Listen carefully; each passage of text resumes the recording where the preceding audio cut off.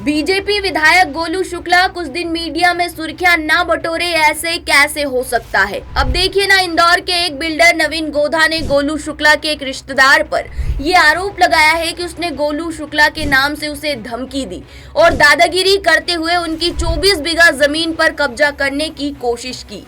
Builder का आरोप है कि उसने इस मामले की शिकायत बाणगंगा थाने में भी की, लेकिन केस दर्ज नहीं हुआ और अब बिल्डर इंदौर पुलिस कमिश्नर को शिकायती आवेदन देने की बात कर रहे हैं।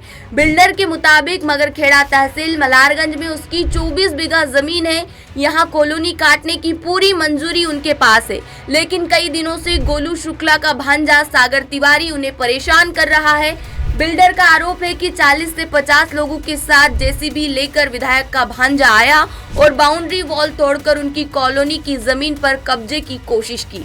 जब थाने में आवेदन दिया तो पुलिस मौके पर भी गई, लेकिन केस दर्ज नहीं किया।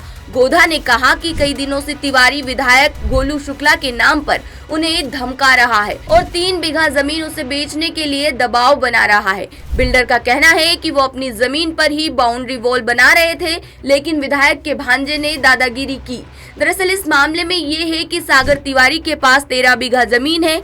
कॉलोनी की मंजूरी धारा 16 में ही होती है, जिसके लिए कम से कम 16 बीघा जमीन जरूरी है। ऐसे में तिवारी गोधा पर लगातार दबाव बना रहा है कि वो 3 बीघा जमीन उसे दे दे, जिससे धारा 16 में उसे मंजूरी मिल जाए। लेकिन अब इस मामले में पुलिस क्या करती है, ये देखने वाली बात होगी।